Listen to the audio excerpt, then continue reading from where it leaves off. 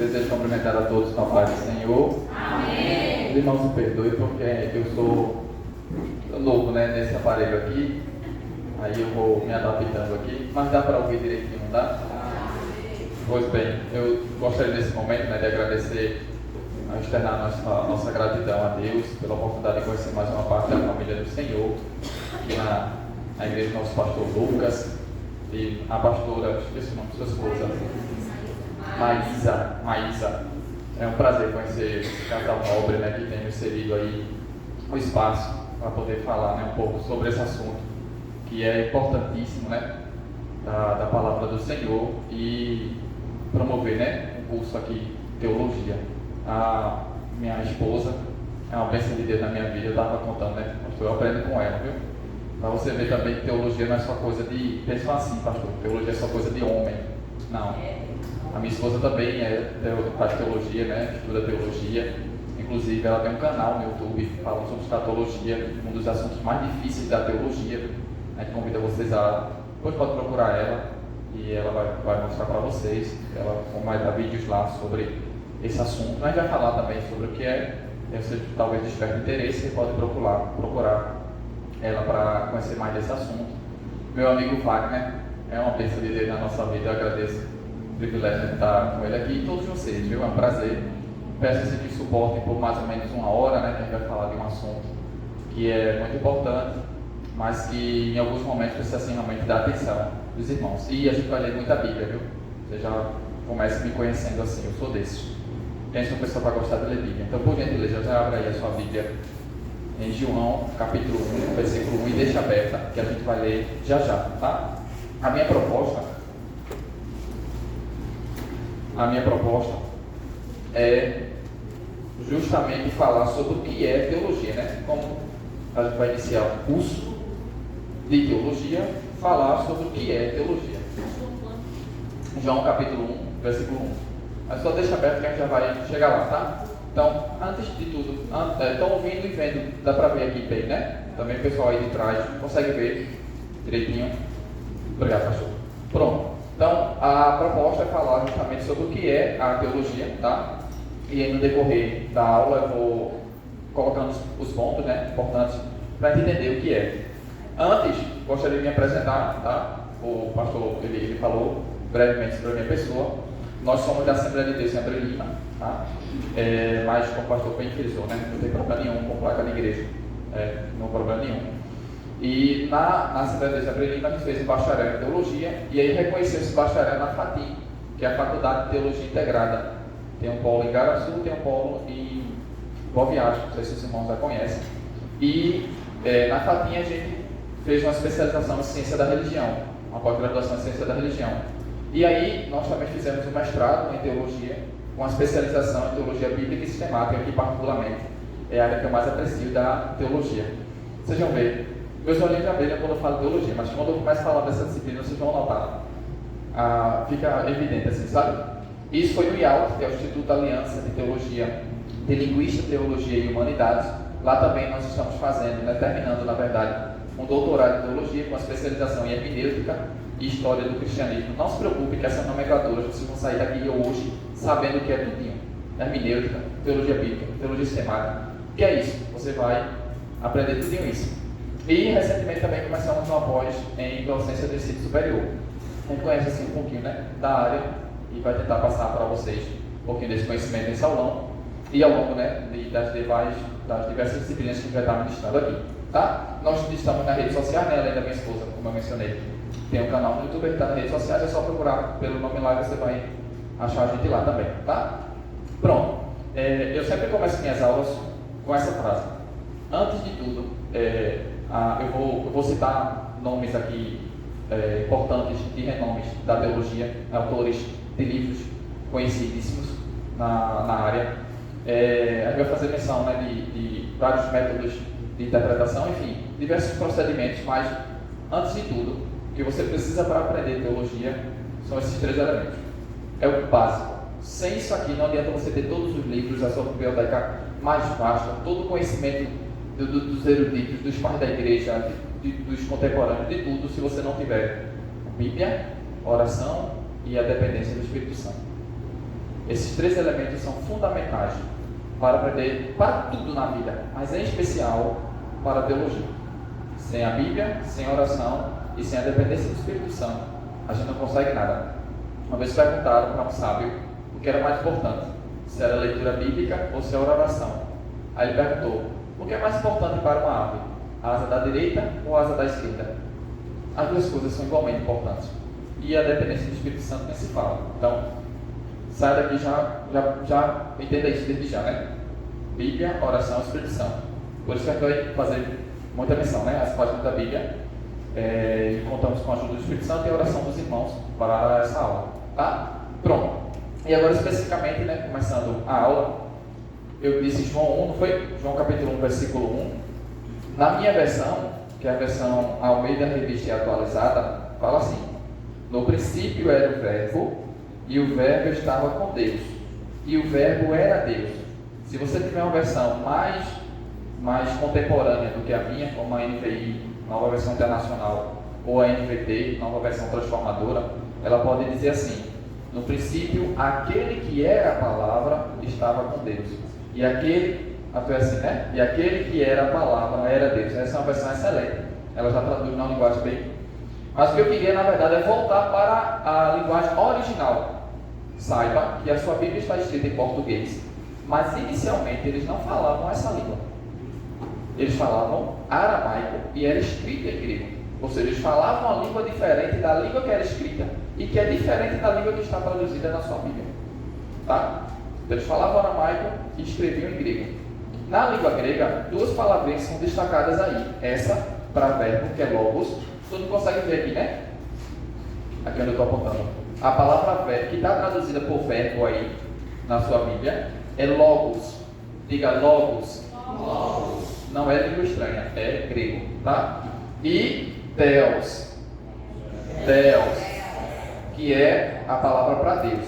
Aí, por que eu friso essas 2 palavras? Porque muita gente pergunta, muita gente que é contra a teologia, porque acha que teologia é coisa de homem, ou acha que teologia é coisa que esfria crente, ou acha que teologia é coisa, para dizer coisa demoníaca ou coisa do tipo assim, e é contra a teologia, é avesso à teologia. Aí vão dizer assim: não, eu só preciso da Bíblia, eu só preciso da oração, não preciso da teologia, do conhecimento. Eu vou quebrar esse paradigma hoje. É isso que eu pretendo, mostrar para você que é essencial, a importância da teologia é essencial. Mas eu quero mostrar para você primeiro que teologia já está nas páginas da Bíblia. Entenda, a Bíblia não é um livro de teologia. A Bíblia fala sobre teologia, assim como fala sobre diversos assuntos. Eu já dei aula de física e matemática com a Bíblia para você entender. Só para você entender. Mas você tem história, biologia, botânica, higiene pessoal, saúde. Independente da área que você fizer, psicologia, direito, medicina, engenharia, a área que você fizer profissional, você encontra respaldo na Bíblia. Você encontra diretrizes na Bíblia. Você encontra normas, regulamentos, procedimentos, independente da área, qualquer área que você fizer. Principalmente quem estiver estudando, já for graduado, a sua área profissional, independente de qual for, você encontra na Bíblia o assunto daquela disciplina. Sabia disso? E por que teologia seria diferente? Se é a disciplina que fala justamente sobre o autor de todas as coisas, que é Deus. Então, quando você junta Theos, que é Deus, e Logos, que embora esteja traduzido por verbo aí, a ideia de raciocínio ou de discurso racional, essa é a ideia de razão, a ideia da palavra Logos. Quando você junta essas palavras, Theos e Logos, Teologos, teologia, está aqui, ó, teologia, é justamente Theos, a junção do Theos aqui, tá vendo? Que é Deus, e o logia, que é discurso ou razão. Então é um discurso racional sobre a pessoa de Deus. Teologia é isso. E isso já estava nas páginas da Bíblia, desde João 1 em 1. Então, quando alguém disser para você, tu faz teologia, lá na igreja do pastor Lucas e da pastora Maísa. Desculpa. A irmã do céu vai ser outro nome, não, nem se preocupe, se eu esquecer aqui, Deus não esquece não. Mas eu tenho essa atividade de decorar nome, é problema pessoal. Porque muita gente para decorar só o meu nome, né? E eu para decorar o nome de alguém, você já imagina como é o processo. Mas brincadeira essa parte. Aí, tu faz teologia lá na igreja. Oxi, isso é coisa de se esfriar crente, rapaz. Isso é coisa não é coisa de Deus, não. Aí você vai abrir para ele João 1 e vai mostrar, olha, teologia já está na Bíblia. Você é crente e acredita na Bíblia, você então vai ter que acreditar na teologia também, porque já está na Bíblia. Já começa por aí, tá? Mas eu vou lhe dar muito mais argumentos do que isso. Então, teologia é o discurso racional a respeito de Deus. Outra objeção aqui, que eu queria levantar é a seguinte. Muitos questionam o seguinte: mas Deus, olha, Deus é tão grande, mas tão grande, que para a gente definir Deus, a gente começa pelo que Ele não é. Porque para nós, seres pequenos demais, na nossa pequenez, na nossa fragilidade, é difícil definir quem é Deus, porque Deus é tão imenso, tão grande, que é difícil definir quem é Deus. Então a gente começa dizendo pelo que Ele não é. Por exemplo, Deus é imortal. Esse prefixo im é de negação. Então Ele não é mortal. Veja, a gente define pelo que Ele não é. Ele é imortal. Ele é infinito. Ou seja, Ele não é finito. Ele é ilimitado. Percebe? Ele é invisível. A gente começa pelo que Ele não é, porque Ele é tão grande que Ele não consegue dizer na essência, na íntegra, quem Ele é. Então, como Jean, como professor, você está propondo para mim um discurso racional, ou seja, um estudo, um tratado sobre Deus. Se Deus é tão grande, como é que a gente consegue estudar Deus? E essa pergunta é louvável. De fato, a gente não consegue estudar Deus na íntegra. Entenda, nem a eternidade, quando a gente estiver lá em cima, vai ser suficiente para a gente conhecer Deus. Os 7 primeiros anos ainda vai ser pouco para a gente conhecer Deus. Os 70 primeiros anos ainda vai ser pouco para a gente conhecer Deus. Os 700 primeiros anos ainda vai ser pouco para a gente conhecer Deus. Os 7.000 primeiros anos ainda vai ser pouco para a gente conhecer Deus. E eu poderia continuar assim, ad eterno, que ainda seria pouco.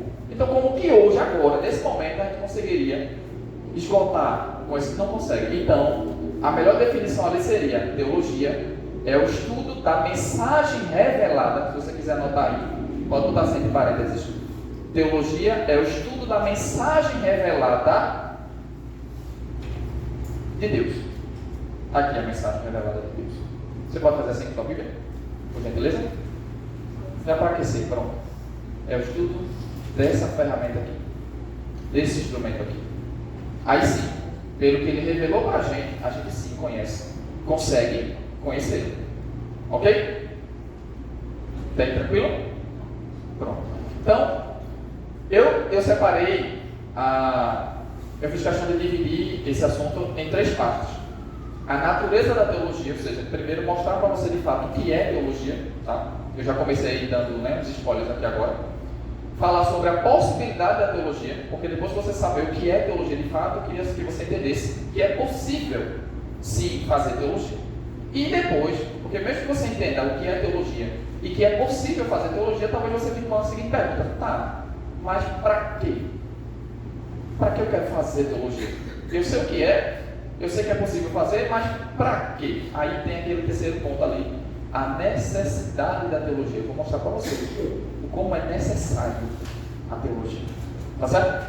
Então vamos lá. Primeiro ponto, a natureza da teologia. O que é, né? Natureza aqui no sentido do que é.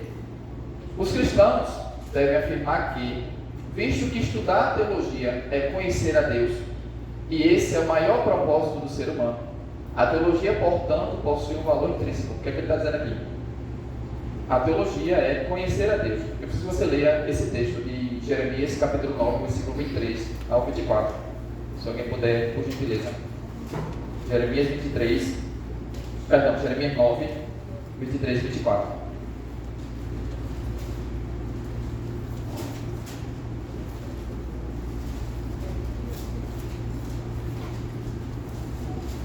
Quem achou pode ler, viu? 9, 23 e 24. Isso, de Jeremias.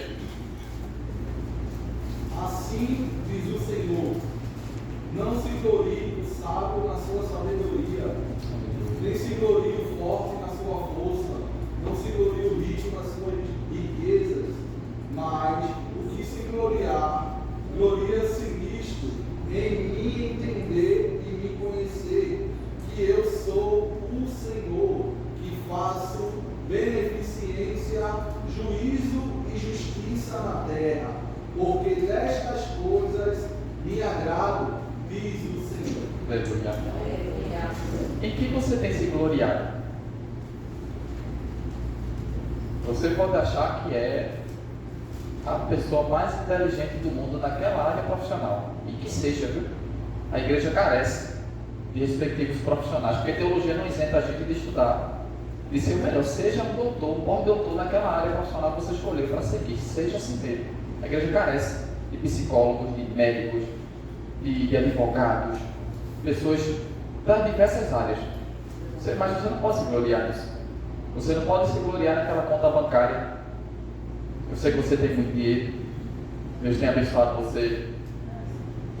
Mas você já recebeu ali, ó. Mas já recebeu. Mas não é disso que você tem que se gloriar. Você não pode se gloriar na aparência física, na roupa de marca, no carro de luxo, comida farta, na mesa farta. Não é nada disso que você se gloria. Nada não. Porque o Deus que cuida de você, Ele pode lhe dar muito mais que isso. Mas Ele quer que você tenha o regozijo, a satisfação de dizer assim: eu conheço Deus. E não é conhecer aqui não, viu? Porque muita gente conhece aqui, mas não conhece aqui. É conhecer aqui. Conhecer aí vem da raiz, a raiz da palavra vem de experimentar, de relacionar-se. Essa é a ideia, não é conhecer intelectualmente. Quando ele diz assim lá em Oséias: meu povo perece por falta de conhecimento, não é conhecimento intelectual não, é conhecimento de relacionamento. Meu povo não se relaciona comigo. Calma que ainda é aula, não é culto, não, meu pastor, desculpa aí. Desculpa aí, pastor, é que o Espírito Santo ele cutuca assim às vezes, aí a gente quer. É aula.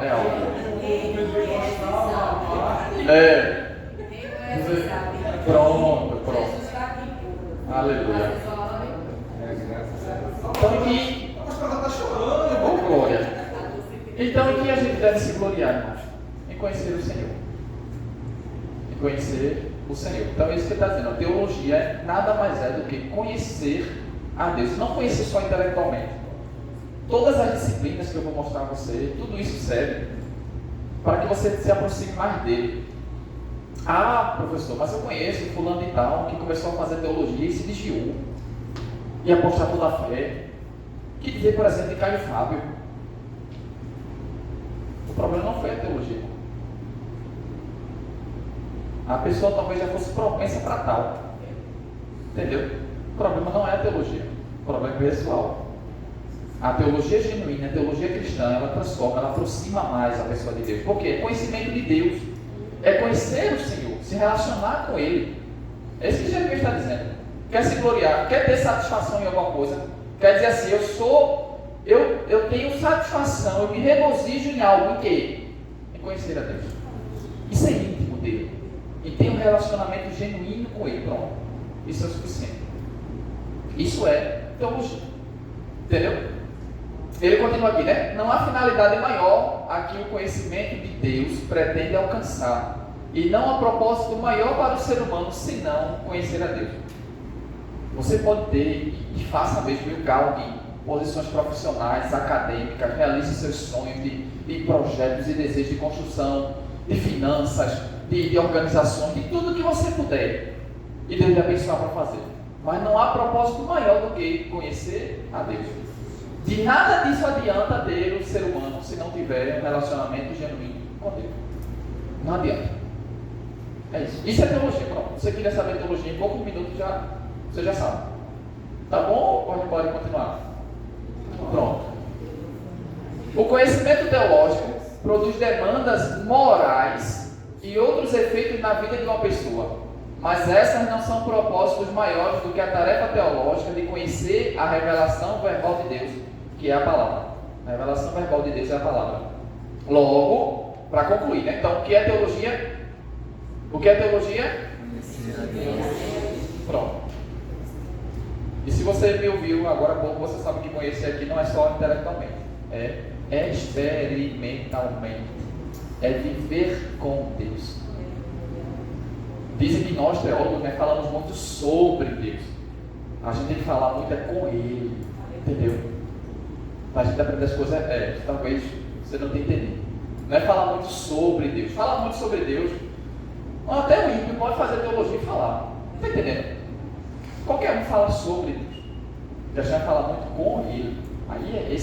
Aí diz se realmente você conhece Deus de fato.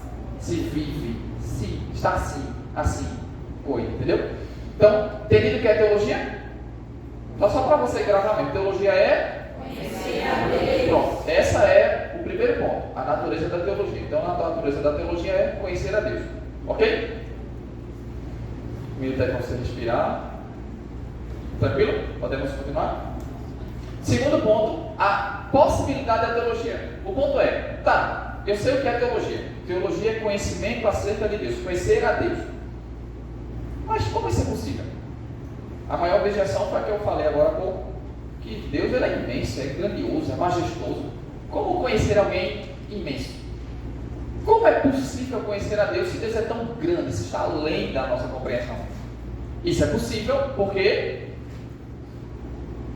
Ele se revelou. E se não fosse assim, o ser humano nunca que ia em busca de Deus, nunca que ia desejar, querer conhecê-lo, se não fosse Deus que se desse a conhecer ao ser humano.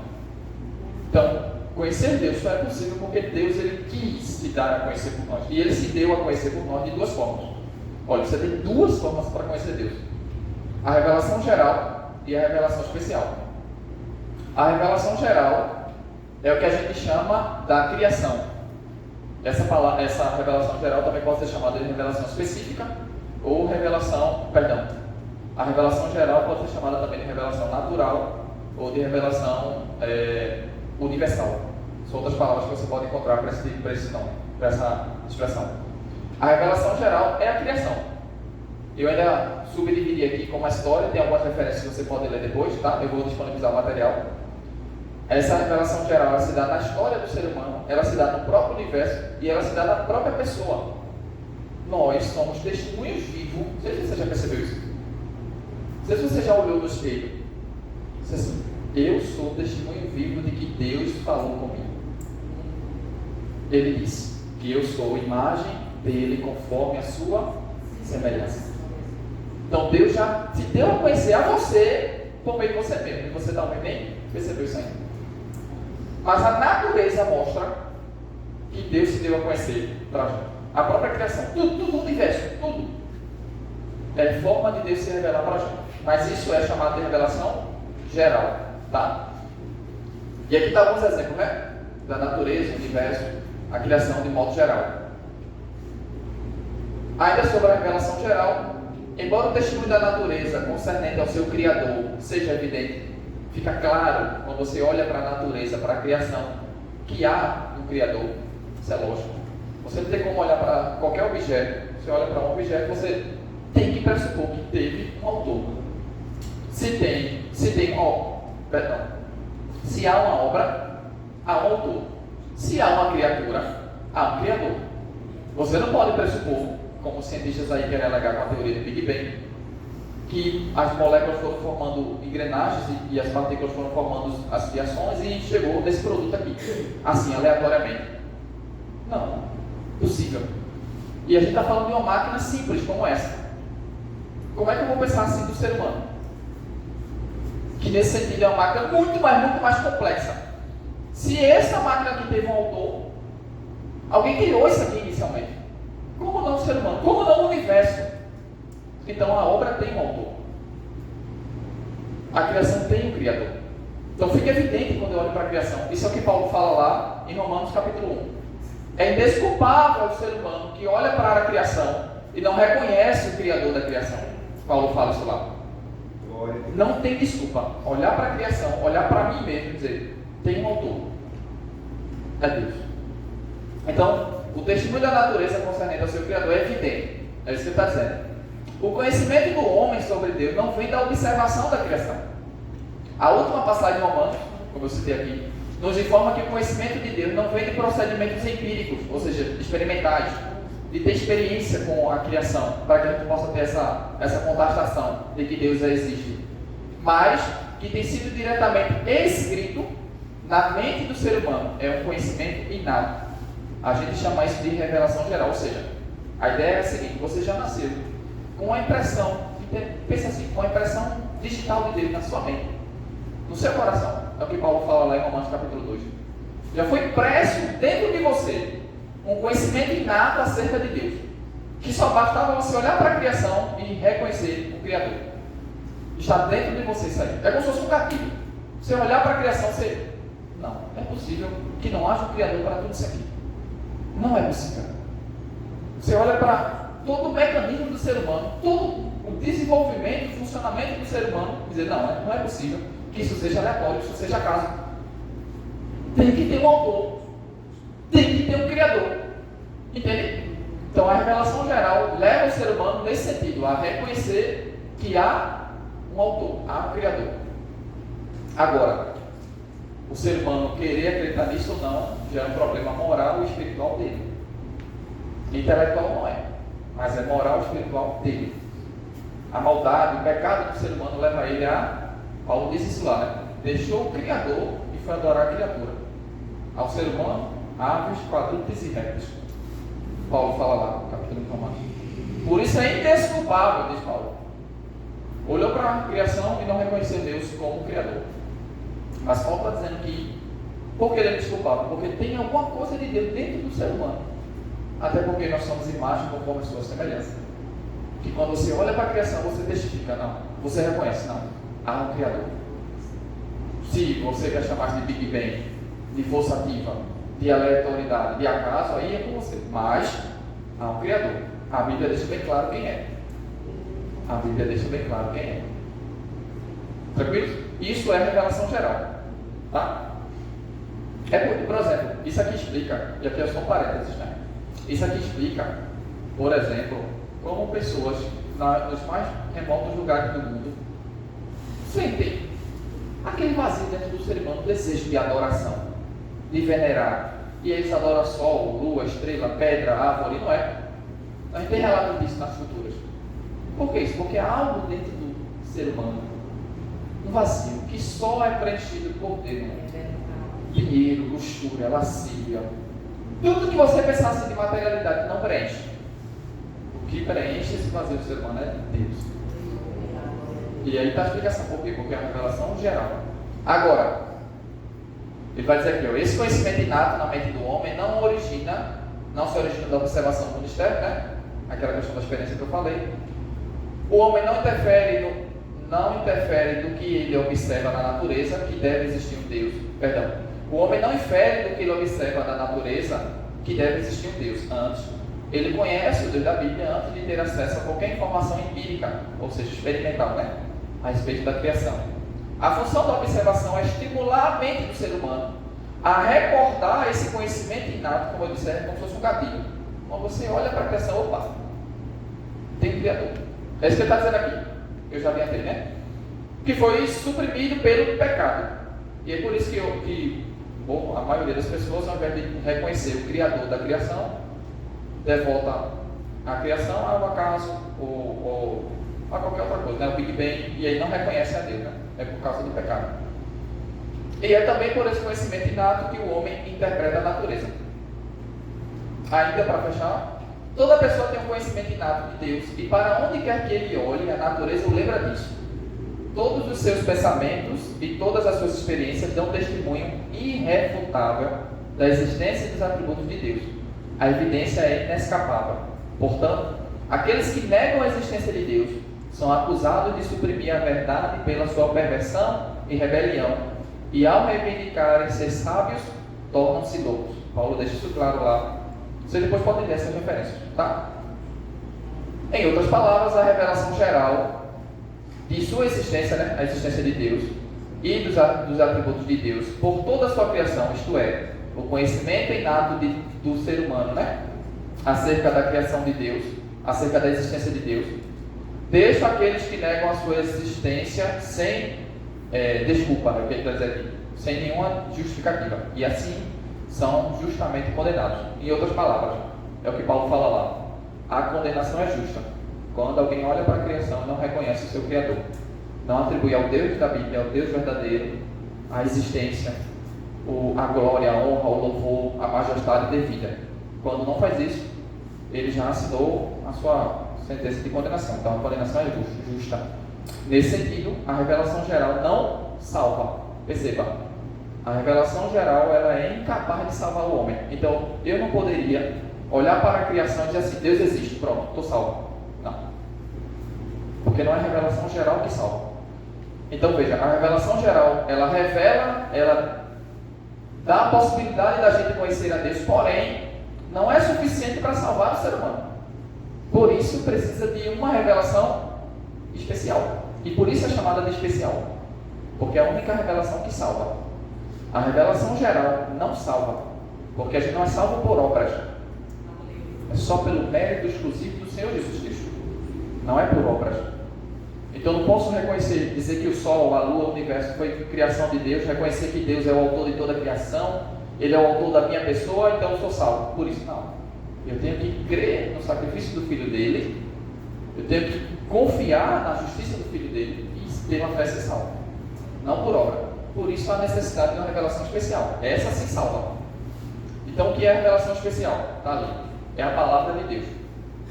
Sendo que, veja, só existe uma revelação especial. Tá? Só existe uma revelação especial, que é a palavra de Deus. Porém, e você já vê isso muito na teologia, tá?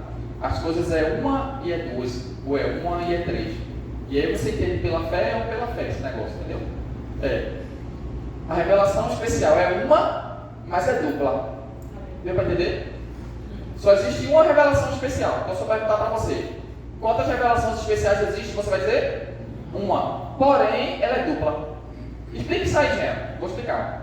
A revelação especial, que é a palavra de Deus, ela é tanto escrita, eu coloquei aqui em algum lugar, aqui, ela é tanto escrita quanto encarnada. Eu acho que você já entendeu, né? A revelação especial escrita é essa aqui, que é a única que salva. A palavra de Deus. E se já não for suficiente, 2000 anos atrás, esta mesma palavra de Deus encarnou. Você leu agora.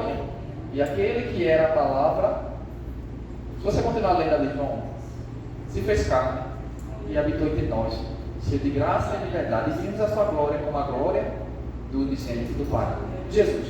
Então a palavra de Deus, ela é tanto escrita, que é a Bíblia, quanto encarnada, que é Jesus. Por isso que é dupla, entende? Jesus é a palavra de Deus e a Bíblia é a palavra de Deus. Então só tem uma palavra de Deus, mas é dupla. Entendeu isso aí? Pronto, se acostume que na teologia o negócio é assim. É um que é três, é um que é dois, e assim a gente vai vivendo e compreendendo. Pronto. E essa é a única que salva. A salvação está na palavra de Deus, que é a Bíblia, e a salvação está na pessoa de Jesus, que é a palavra de Deus também. Tranquilos? Pronto. Então eu consigo conhecer Deus, tanto pela natureza, pela criação, pelo universo, de modo geral, quanto pela Bíblia por Jesus Cristo. Tranquilos? Então existe possibilidade de conhecer Deus ou não tem? E ainda de nos salvar. Veja que bônus. Além de conhecer Deus, se relacionar com Ele, ainda conquistar a salvação. Pronto. Aí ele vai falar aqui alguma coisa sobre a revelação especial. Embora uma pessoa tenha um conhecimento inato da existência dos atributos de Deus, lembrando, isso aqui é a revelação geral, ok? O universo criado sirva como lembrete constante, né? Aquele gatilho, né? Aquele conhecimento inato dentro da mente do ser humano, né? Que Deus existe. Essa revelação geral é insuficiente para conceder conhecimento salvífico de Deus. Ou seja, a revelação geral não salva, como eu acabei de dizer. Assim, Deus revelou o que lhe agradou nos mostrar através da revelação verbal ou proposicional, que é a Bíblia. Isso é a Escritura, né? Essa é a revelação especial. A revelação especial também pode ser chamada de revelação específica ou revelação particular. São outros nomes que você encontra na literatura para essa mesma expressão. Então, através dela, da revelação especial, lembrando que é a palavra de Deus, a Bíblia ou Jesus, tranquilo? Através dela ganha-se informação rica e precisa concernente a Deus e as suas coisas. É também através das Escrituras que uma pessoa pode obter conhecimento salvífico de Deus, ou seja, ser salvo. É a única revelação que salva. Além de nos dar conhecimento acerca de Deus, como ele falou ali agora, também nos proporciona salvação. Veja que presente. É uma etapa, é um dom. Uma pessoa que estuda e obedece à Escritura ganha salvação em Cristo. Aí tem outra referência que você pode ler depois, tá? O conhecimento sobre Deus é também possível só porque Deus se fez homem a sua imagem conforme a sua semelhança, de forma que há um ponto de contato entre os dois, a despeito da transcendência divina. Transcendência é a ideia de que Deus ele está além da imaginação humana. Aí outra palavra parecida é imanência. Imanência é quando Deus é tanto transcendente, ou seja, além da nossa compreensão, quanto é imanente, está junto, a perto. E essa proximidade de Deus para conosco se torna muito mais real na pessoa de Jesus. Jesus torna, porque Jesus encarnou corpo humano, tomou uma natureza humana, então se torna Deus mais próximo da gente, né? Que é o nosso Salvador. Animais ou objetos, e aqui quem tem animal doméstico, né? Sabe o que eu vou tentar? Porque é forte essa parte aqui. A gente tem um cãozinho, a gente sabe como é. Animais ou objetos animados não podem conhecer a Deus como o ser humano pode, mesmo que lhe fosse dada a revelação verbal. Ou seja, mesmo que um animal aprendesse a ler a Bíblia, ele não poderia ser salvo, porque não é da natureza do animal conquistar a salvação. O animal não tem o raciocínio que o homem tem. O animal não foi criado à imagem conforme a semelhança de Deus. Isso é exclusivo do ser humano. Só o ser humano peca. O animal não peca. Por mais que ele age por instinto, por mais que ele seja, né, parece, mas não é pecado. Só o ser humano peca. Então a salvação é para o ser humano, não é para o animal. Não é para as coisas inanimadas, os objetos. Os objetos não sequer têm emoções, sentimentos, não, entendeu? Só para o ser humano. Deus preferiu revelar-nos informações por meio da Bíblia mediante palavras em vez de imagens ou experiências. Isso aqui é importante. Por quê? Deus perguntou por que a Bíblia é escrita na era digital, né?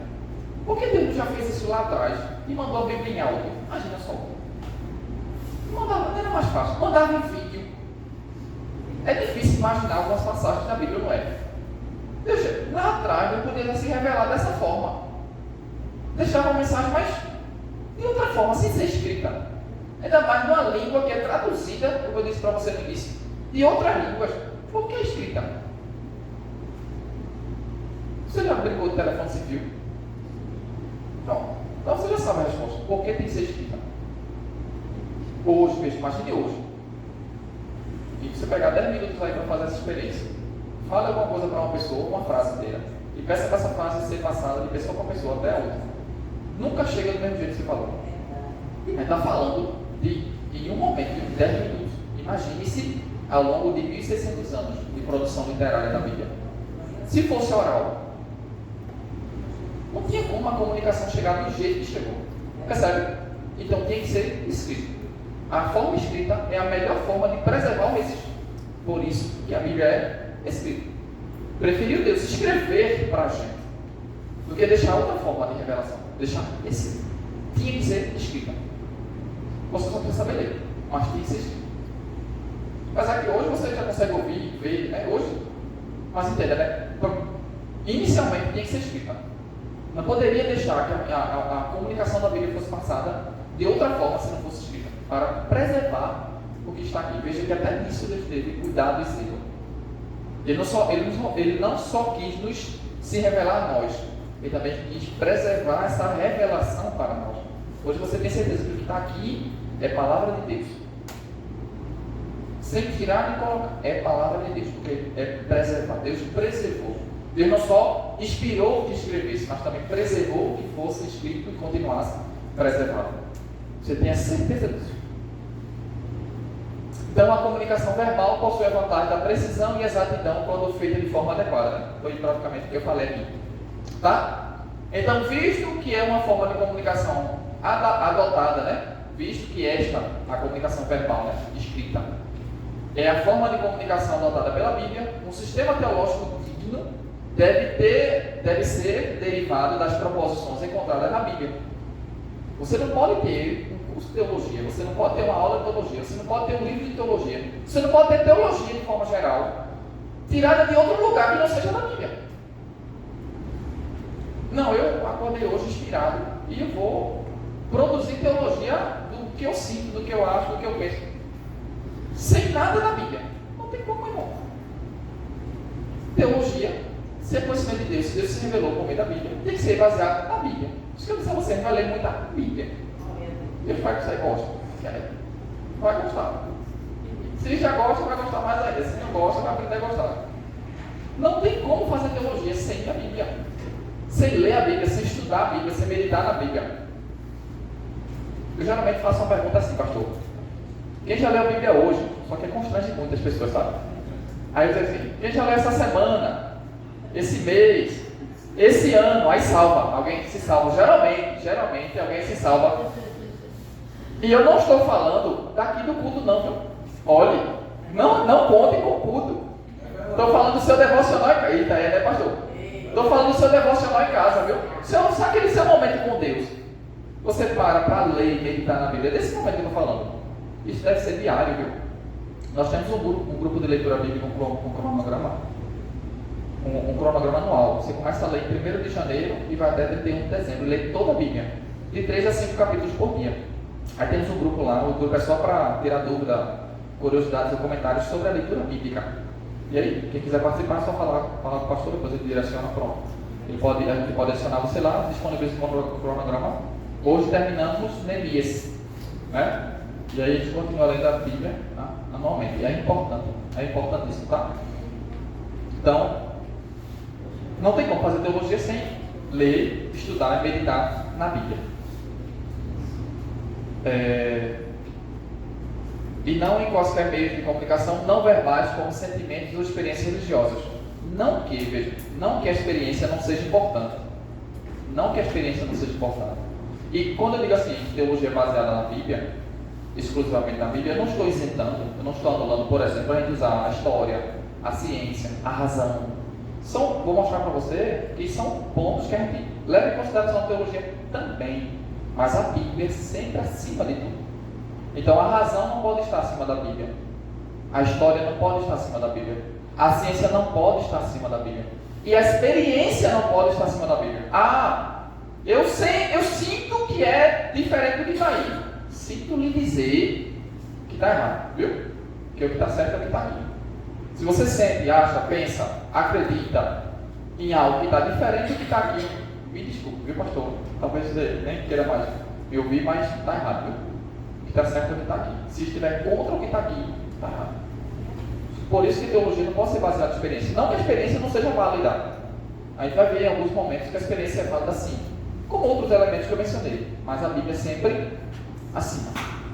Tá? Um curso de teologia sério, um estudo de teologia sério, coloca a Bíblia acima de tudo. Pronto, entende isso aí? Por fim, sim, então, entenderam, né, até agora, o que é teologia e a possibilidade da teologia. A teologia é possível porque Deus se revelou de duas formas. De uma forma geral, através da criação, e de uma forma especial, através da Bíblia e de Jesus, que é o que nos proporciona a salvação. Então, eu sei o que é teologia, que é conhecer a Deus, e eu sei que é possível, sim, conhecer a Deus, ou seja, fazer teologia, porque Deus se revelou. Se não fosse assim, não tem como conhecer. Agora, aquela pergunta, né? Tá, professor, mas para quê? Para que eu quero saber teologia? Eu sei que é conhecer a Deus, e talvez você ache que do jeito que você já conhece a Deus é o suficiente. E a gente acabou de falar dos achismos agora, né? Mas tudo bem. Talvez você já esteja naquela zona de conforto onde o que você conhece agora de Deus, seja intelectualmente, seja experimentalmente, está bom. Então você conhece. Então você entende que é possível conhecer a Deus. Então para quê? Qual a necessidade da teologia? Ela é necessária por quê? A teologia é necessária, não sei se ainda dá para ver, ficou bem pequenininha essa barra, mas eu vou ler. A teologia é necessária não somente para as atividades cristãs, mas também para tudo na vida, da vida e do pensamento. Visto que Deus é tanto máximo quanto onipotente, Ele tem o direito e a capacidade de dirigir todos os aspectos das nossas vidas, não só a da igreja, a das finanças, o dos relacionamentos, da área profissional, da área acadêmica, tudo na nossa vida deve ser dirigido por Deus.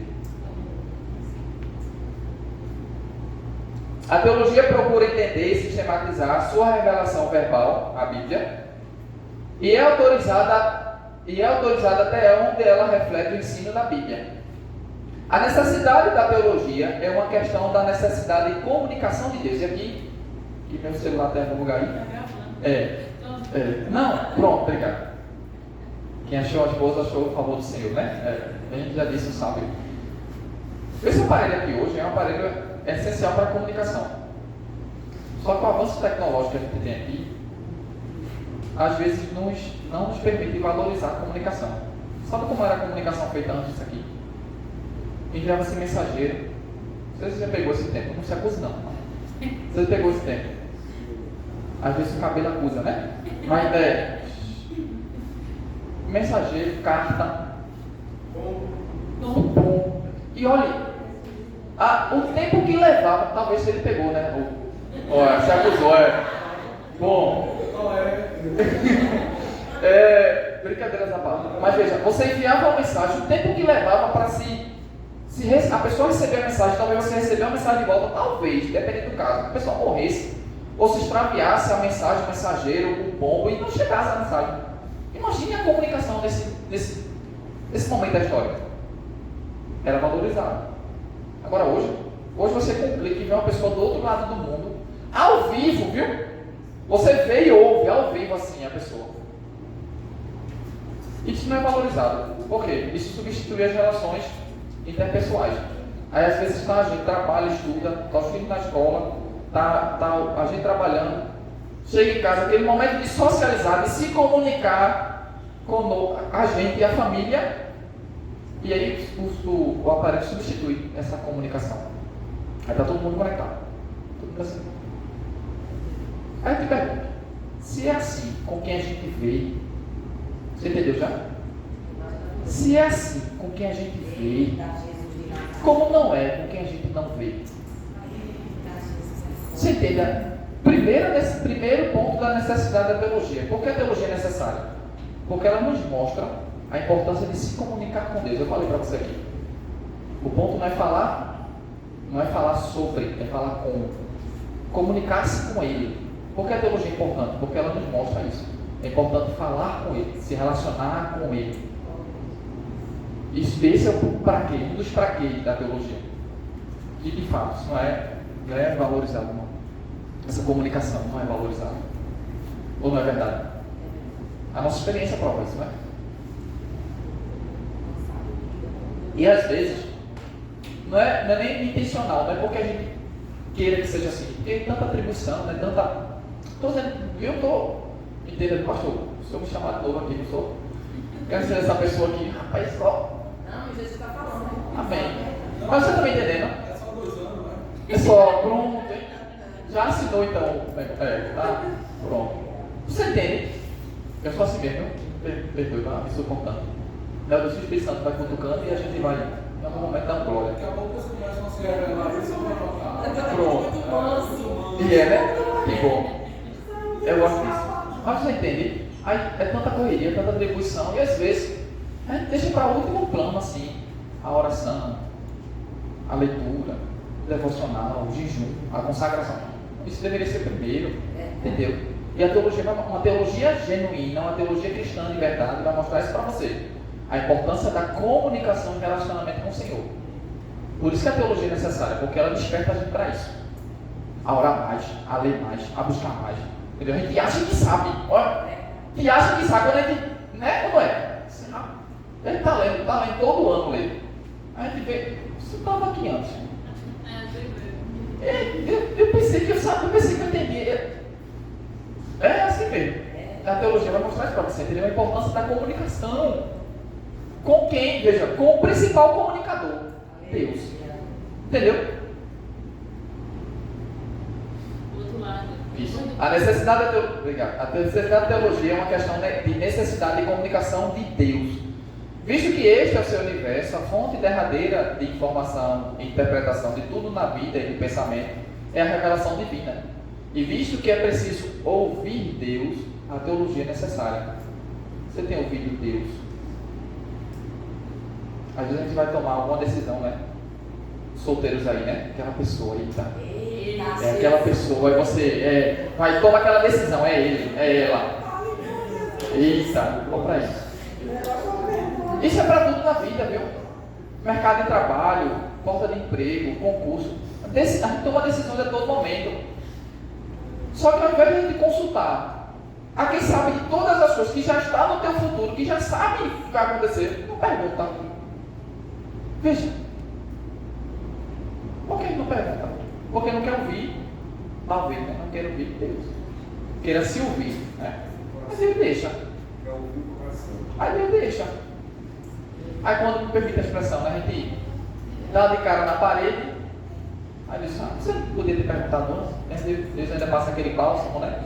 Mas você não podia ter perguntado antes?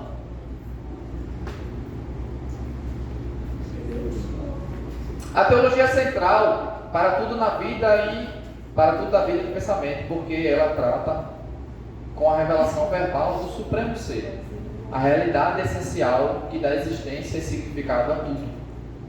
Por exemplo, a ignorância de teorias musicais não tem relevância direta com a habilidade de alguém mexer com álgebra ou raciocinar sobre assuntos morais.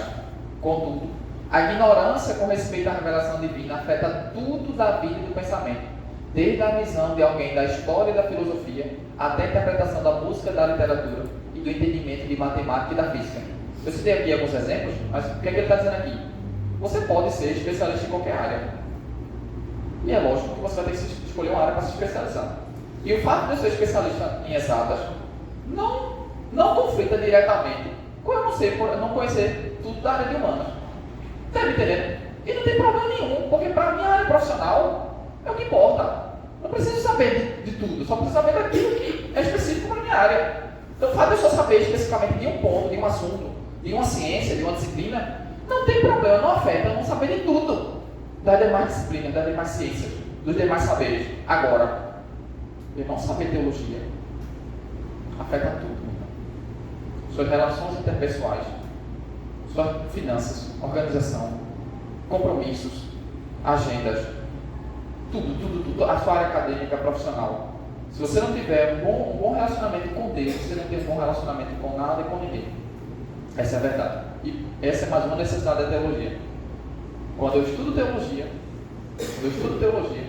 e eu conheço teologia, eu tenho uma melhor habilidade de lidar com qualquer área, com qualquer disciplina, mas eu preciso conhecer teologia, eu preciso conhecer e ter experiência com Deus. Se eu tenho isso, qualquer disciplina, qualquer área, qualquer relacionamento, qualquer coisa da vida dá certo, flui, frutifica, porque o principal eu já tenho, entende? Por isso teologia é importante. É mais uma ênfase na importância da teologia. Faltou, foi? Visto que este é o universo de Deus, somente sua interpretação sobre tudo está correta, e ele revelou seus pensamentos para nós através das palavras da Bíblia. Segue, portanto, que uma ignorância da teologia significa que a interpretação de alguém de cada assunto carecerá do fator definitivo que ponha nessa perspectiva correta. Ou seja, para você opinar, veja, até para você opinar sobre qualquer coisa, cada pessoa tem o seu ponto de vista, tem a sua opinião formada, o seu pressuposto. Mas para você poder, dependente da área, da discussão, poder opinar sobre qualquer coisa, quando você tem a teologia, o ponto de vista de Deus da coisa, ele é superior a qualquer um. Ele é moralmente correto. Ele é o certo. Ele é o direito. É o principal. Você entende? Quando eu tenho um ponto de vista de Deus das coisas, independente de qual seja a área, independente de qual seja a opinião, de qual seja o assunto se você tem um ponto de vista de Deus da coisa, você tem sempre a opinião correta. Os outros se calam. Porque você tem a opinião correta. Entende? Então, só para enumerar aí, dos pontos que a gente iniciou já foram 3, né? A teologia é necessária ou não é? A teologia é necessária ou não é? Sim. Na área de éticas, por exemplo, é importante apresentar qualquer princípio moral universalmente obrigatório, sem recorrer a Deus. Até os conceitos de certo ou errado permanecem definidos sem a Bíblia. Como é que você pode dizer que alguma coisa é certa ou errada se você não levar em consideração Deus? a visão de Deus, a palavra de Deus? Não tem como. Entende? E visto que a Bíblia é a única revelação divina, objetiva e pública, ou seja, todo mundo tem acesso.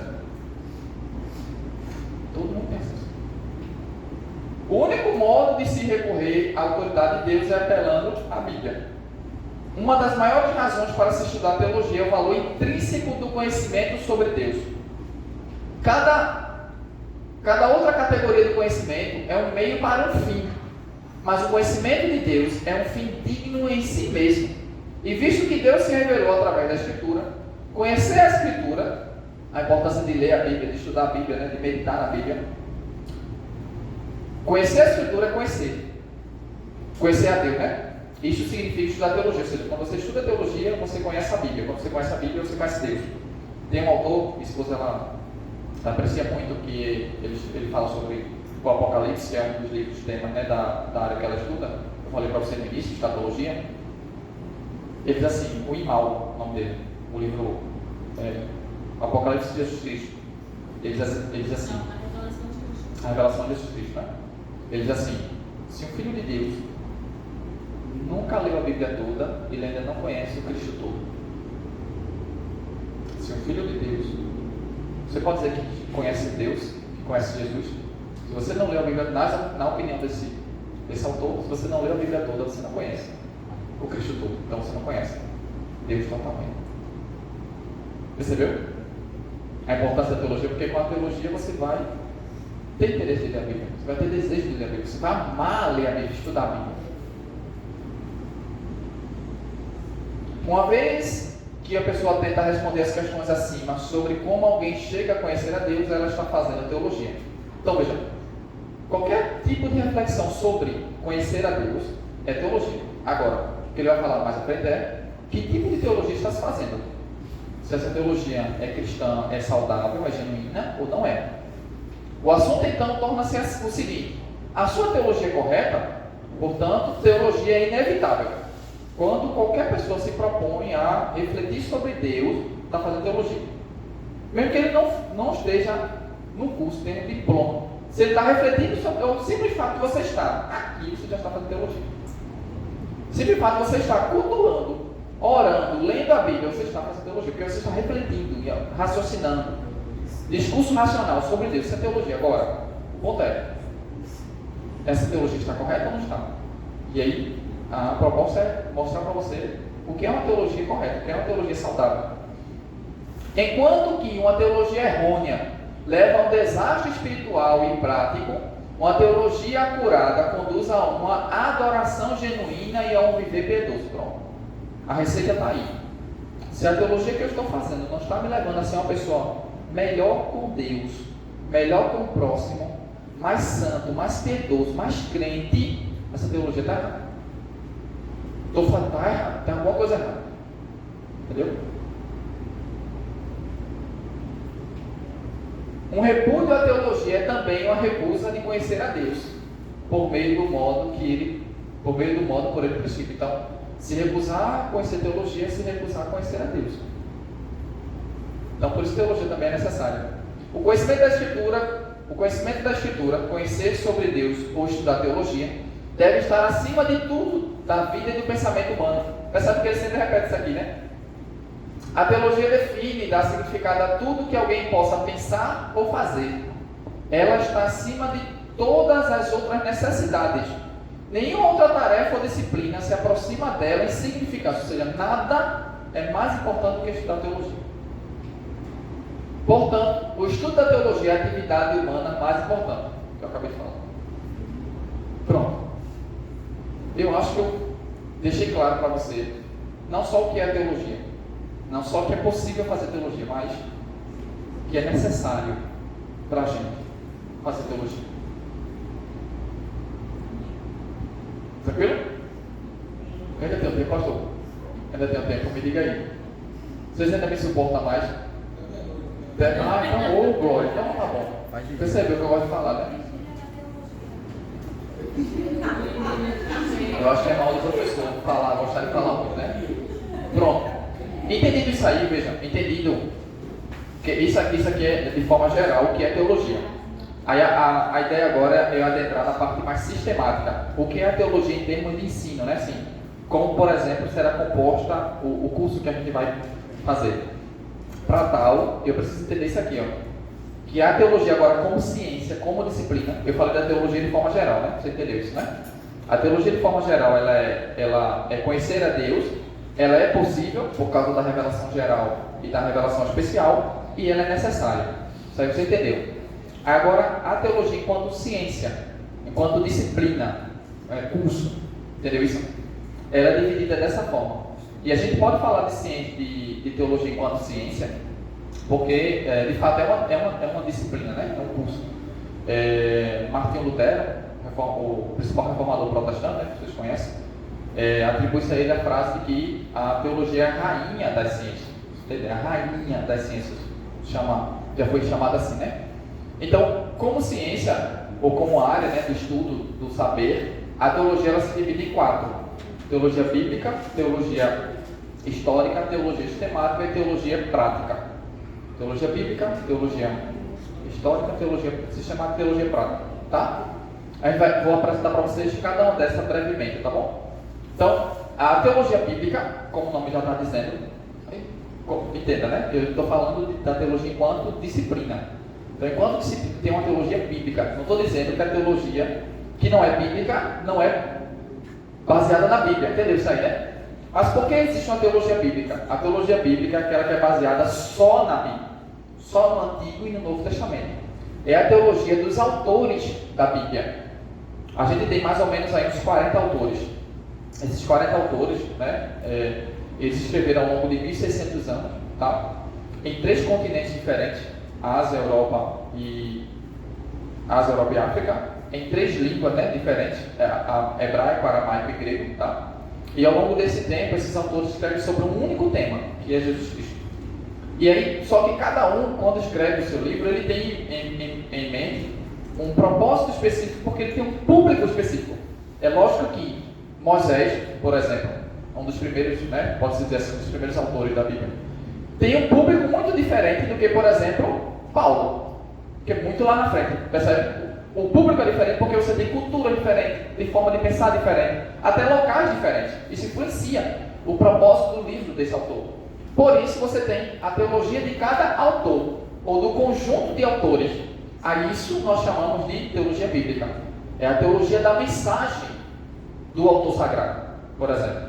E aí em teologia nós chamamos assim, a teologia mosaica, em relação ao Antigo Testamento, né?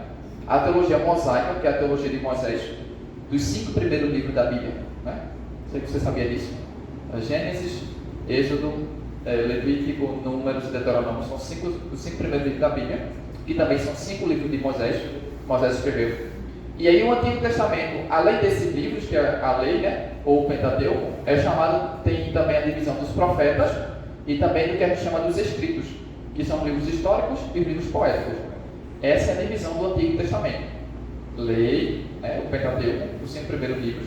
Os profetas, que estão também divididos em profetas maiores e profetas menores. Tá? E os livros históricos e os livros poéticos. Nós temos essa divisão. Cada gênero desse literário teve autores, homens que foram inspirados por Deus a escrever. Então esses homens tiveram o que a gente chama da mensagem, da teologia por trás da escrita desse livro. E essa mensagem nós chamamos da teologia do autor. Então a teologia mosaica é a teologia de Moisés, a teologia dos profetas é a teologia dos profetas maiores e menores, né? Os maiores aí está Jeremias, Ezequiel, Isaías, por exemplo. E os menores nós temos os 12, né? De Oséias a Malaquias. São os últimos livros do Antigo Testamento. E a teologia dos escritos, né? Os livros históricos ou livros poéticos. Os históricos, por exemplo, aí, né? Crônicas, Esdras, Neemias, Esther, a gente está lendo agora esses livros. E os poéticos, né? Jó, Salmo, Cantares, Eclesiastes, o livro de Salomão. E por que essa divisão? Se você ler aí Lucas 24, 44, acho que não vai dar para a gente ler, então fica para você conferir em casa. Jesus falou dessa divisão. Lucas 24, 44, se você quiser anotar aí. Jesus, como judeu, ele já falou dessa divisão, tá?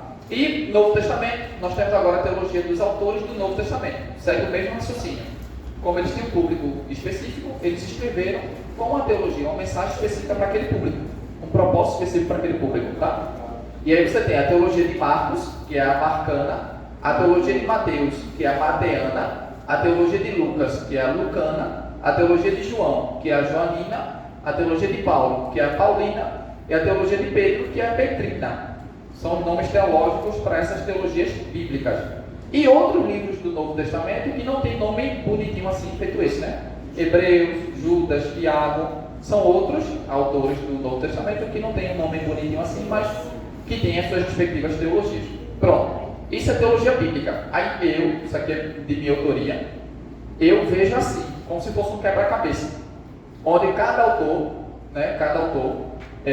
com a sua teologia, complementa esse conjunto de peças que é toda a teologia bíblica. Então, é como se você dividisse a Bíblia em quebra-cabeça.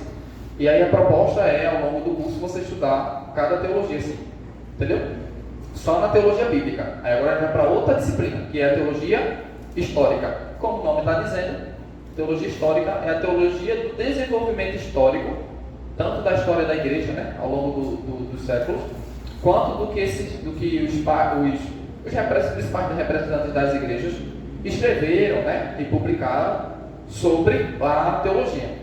E aí a gente divide assim: o período pré-moderno, que é a patrística e a escolástica, não sei se vocês já foram apresentados esses nomes, o período moderno, que é o período da reforma, e o período pós-moderno, que é depois da reforma, né, que a gente chama da era contemporânea, que é onde a gente vive hoje, que é onde surge o que a gente chama de denominacionalismo. A palavra bem, você falar 3 vezes, parece um trava-língua, né? Pronto. O período moderno, que é a patrística e a escolástica, nós temos os principais representantes da igreja: Inácio, Policarpo, Papias, Justino Marte, Ireneu de Lyon, Tertuliano, Orígenes, Eusébio, Atanásio, João Crisóstomo, Jerônimo e principalmente Agostinho de Hipona. Talvez você já ouviram esses nomes. Agostinho de Hipona é o principal representante da patrística, que é o período dos pais da igreja. O outro período pré-moderno é a escolástica, que vem de escola, a ideia de escolas. Nesse momento foi desenvolvido as universidades, o raciocínio foi acurado nesse período. Esse período aí casa muito com a Idade Média, que chamam de Idade das Trevas, né? Mas eu mostro nessas aulas aí que esse nome não faz jus.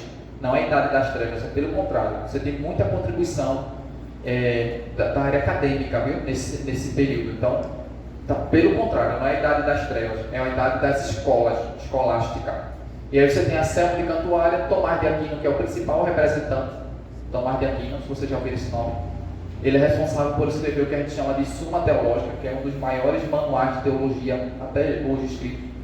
O que eu tenho em PDF com a letra desse tamanhozinho assim, tem só 4.700 páginas só. E ele morreu sem terminar a obra, para você entender o nível, né, de obra que você tem lá.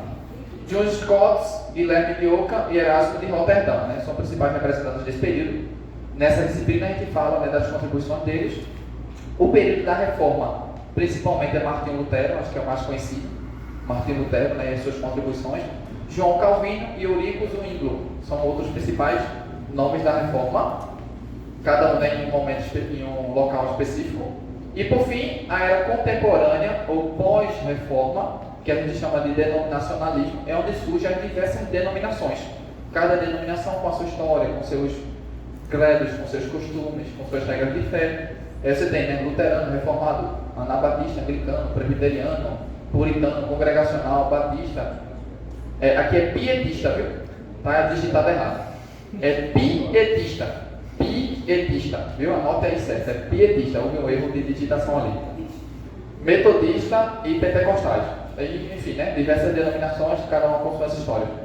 E é mais ou menos isso aqui, ó. Você tem desde o século I. Por que desde o século I? Porque no século I, né, os primeiros 100 anos da história da era cristã é onde viveu Jesus e os apóstolos. É o que a gente chama de igreja primitiva. Essa história está em Atos. E aí faz parte da teologia bíblica. Entendeu? Teologia bíblica. A partir do século I em diante, você tem o período da história da igreja que a gente tem hoje, né? E aí passa do século I ao século V, dentro do período moderno, é o que a gente chama da patrística. Dentro do século V ao século XV é o período medieval, que é a escolástica. Do século XV ao século XX, na era moderna, é a reforma, que eu falei agora há pouco. E por fim, do século XX até hoje, é o denominacionalismo. É onde surgem as diversas denominações. Você tem uma disciplina só para estudar tudo isso aí. Veja que riqueza, né? de conteúdo. Isso é teologia bíblica. Por fim, ainda, né? Temos a teologia sistemática, que o nome sistemática vem de sistema de doutrinas. É o conjunto das principais doutrinas da Bíblia organizadas num sistema, e são 10 as principais doutrinas da Bíblia. Cada doutrina versa sobre um tema específico e a gente vai e aí, pronto. Lembra quando eu disse assim para você, olha, a Bíblia ela é a principal fonte, né, de estudo da teologia, mas não é só ela. Ela está acima, né, de todas as outras fontes, mas a gente recorre à razão, à experiência, à história, à ciência. Lembra disso? Pronto. É nessa teologia sistemática que você vê razão, vê ciência, vê lógica, vê história, pronto, tudo aqui. Porque os sistemas da teologia, eles não só usam a Bíblia como fonte. Claro que a Bíblia está acima de tudo, mas não é teologia bíblica, é teologia sistemática. Então você vai falar das doutrinas à luz da razão, da ciência, da história e principalmente da Bíblia. Tranquilo? E aí você tem a doutrina da bibliologia, e o nome já fica sugestivo, né? É a doutrina da Bíblia. Você tem a teontologia, não é teologia, não confunda. É teontologia, que é a doutrina de Deus Pai. Você tem a cristologia, doutrina de Deus Filho, Jesus Cristo. Você tem a pneumatologia, que não é doutrina de pneu, é a doutrina do Espírito Santo. Você tem a angelologia, não é angeologia, é angelologia, com 2 L-O-B, tá? Angelologia, a doutrina dos anjos. Antropologia, a doutrina dos homens. Hamartiologia, a doutrina do pecado. Soteriologia, a doutrina da salvação. Eclesiologia, a doutrina da igreja. E aqui não é igreja de placa denominacional, né? A ideia de igreja como corpo de Cristo, organismo vivo. E por fim, escatologia, que eu falei no início, é a área de especialização da minha esposa, Renata. Ela tem um vídeo, né, um canal no YouTube com vídeo sobre a escatologia bíblica, na nossa visão, né, visão teológica, que é a doutrina das últimas coisas, ou seja, a doutrina do final dos tempos, né, arrebatamento, milênio, juízo final, trono branco, grande tribulação. O que é isso? Pergunte à minha esposa Renata, ou assista o vídeo dela que ela fala disso tudo. Pronto. Essa aula aqui, pastor, quem vai dar é ela é doutora nessa ela é doutora nessa assunto aí. Pronto. Isso é teologia sistemática. Como eu vejo isso aí? Parece uma pizza, né? Pronto, é porque eu gosto de pizza. A ideia é como se fosse um todo em partes, 10 partes de um todo. Cada parte é uma doutrina, percebe? De forma que cada doutrina dessa representa a teologia sistemática. Cada tema aqui estudado, Bíblia, Deus, Jesus, Espírito Santo, anjo, igreja, salvação, pecado, cada tema desse representa a teologia sistemática. Sendo que eu não consigo falar de um tema desses isoladamente. Porque o todo, veja, ele representa, mas não é o todo, percebe? O todo são as 10 doutrinas. Então você precisa estudar as 10 doutrinas. Por isso você vai perceber, quando o pastor for falar do curso, que eu destinei uma parte bem significativa, não é só porque eu gosto mais dessa área não, mas é porque eu destinei uma parte considerável para esse assunto, porque você precisa discorrer sobre todas essas doutrinas. E eu lhe garanto, é muita coisa. É muita coisa. Eu fiz um mestrado, veja, eu fiz um mestrado sobre isso aí. Meu doutorado nessa disciplina é só sobre, não é nem sobre angelologia toda, é sobre um ponto da angelologia, um ponto específico da angelologia. E a dissertação já foi para casa de 150 páginas só. Ainda não terminei. Inclusive, pastor, se eu permitir, tem uma pesquisa bíblica, a gente não conseguiu colocar o link aqui, foi? Mas é uma pesquisa para o meu doutorado, onde eu tenho 7 perguntinhas simples, bem simples mesmo, que você responde lá para me ajudar na minha pesquisa, na pesquisa bíblica, sobre o tema da minha tese. Respondeu, não foi? Pronto, aí o senhor divulgou, compartilhou. Pronto, então alguém que você puder responder lá, né, e divulgar para outras pessoas, pode ser, viu, parente, amigo, colega de trabalho, até que não seja crente também, se ele já leu a Bíblia e tem uma visão sobre aquele assunto, ele pode responder, mas divulgue com força mesmo, que me ajuda na minha tese de doutorado, tá? Pronto, isso é teologia sistemática. E para finalizar, teologia prática, e o nome já está dizendo, né? Prática. É onde eu pego todo o conhecimento da teologia bíblica, da teologia histórica, da teologia sistemática e coloco na prática. Porque se eu só ficar na teoria, exatamente, eu preciso da prática. E aí na teologia prática você vai conhecer essas disciplinas aqui, ó. A apologética, que é a defesa da fé cristã. Você vai conhecer a hermenêutica, que é a arte e a ciência da interpretação bíblica. E aí na aula, viu, na disciplina, eu explico por que arte, por que ciência, o que é defesa da fé, eu explico tudinho. Você vai ser apresentada a homilética, que é a arte e a ciência da pregação, da exposição da Bíblia. Você vai ser apresentada a heresiologia, é o estudo das seitas e heresias, tá? São as três irmãs aqui, ó, os três H da teologia: hermenêutica, homilética e heresiologia. Você vai ser apresentado a disciplina do evangelismo e do discipulado. O evangelismo trata da teoria, né, de ganhar almas para Cristo, e o discipulado trata da prática do cuidado dessas almas, porque não é só ganhar almas, é cuidar dessas almas. Aí você aprende, você tem uma disciplina para estudar isso: evangelismo e discipulado. Enquanto o evangelismo, né, ele está para ganhar almas, o discipulado está para cuidar das almas. E por fim você tem uma disciplina também de culto cristão, que trata dos elementos de um culto: comunhão, coloca ali, né? Comunhão, adoração, louvor, oração e palavra, manifestação dos dons e a organização do culto. Isso tudo com base no texto de Paulo, que escreve aos Coríntios, no capítulo 14, versículo 26 e versículo 40, né? Quando vocês forem se reunir, Paulo diz, né? Um traz salmo, um traz doutrina, um traz revelação, um traz dom, e tudo seja feito para edificação da igreja. Pronto. Isso é teologia prática, e a ilustração é essa, né? Isso aqui também é meu, tá? A apologética se relaciona com heresiologia e a heresiologia se relaciona com a apologética. Eu preciso conhecer o mínimo das seitas e heresias, as principais pelo menos. Eu apresento nessa disciplina as principais, para que quando eu for defender a fé, eu saiba o mínimo daquela seita, para que eu não perca a pessoa e ganhe a pessoa. Como é que eu começo evangelizando a pessoa? Vou defender a minha fé para uma pessoa atacando a fé da outra pessoa. Eu perco a pessoa e não ganho a pessoa. Então eu preciso conhecer o mínimo das principais seitas e heresias para que eu possa defender a fé genuinamente e vice-versa. A mesma coisa é hermenêutica e homilética. Eu preciso aprender a interpretar a Bíblia para poder aprender a pregar a Bíblia. Tem muita gente pregando muito a Bíblia, mas não sabendo interpretar a Bíblia. Então há uma relação entre essas duas disciplinas. E essas quadros, elas giram em torno dessas daqui, ó: evangelismo, discipulado e culto cristão. Ou seja, como é a prática do culto, né? Culto, eu mostro nessa disciplina aqui, culto não é só na igreja, viu? Você sabe que horas começa o culto? Aí você vai dizer, foi a hora, pastor? 6 horas, certo? É quando Wagner? É quando acorda. Wagner foi um bom aluno. É quando acorda, viu? Que o culto começa. Eu mostro que culto cristão não é só estar restrito ao templo, e evangelismo e discipulado também não são departamentos. Essa ideia de departamentalização tem que ser um status, tem que ser tirada. Evangelismo e discipulado é a vida toda. Então, para isso aqui funcionar, você precisa ter uma boa relação dessas disciplinas aqui. Isso é teologia prática. E você vai perceber que o curso é praticamente, tem mais disciplinas disso aqui. Porque você precisa realmente praticar o que você aprende em sala de aula da teologia. Então, quando o pastor ele for falar daqui a pouco, você vai ver isso nas disciplinas. Pronto. E foi isso. Espero que vocês tenham aí, né, apreciado.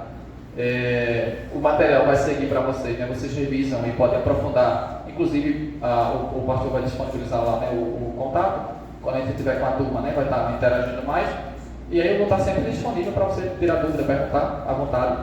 E eu só tenho a agradecer, né, a Deus por esse privilégio, ao nosso pastor e pastora pela oportunidade de nos abençoar, né, de estar aqui nesse momento com os irmãos. Amém? Que Deus abençoe.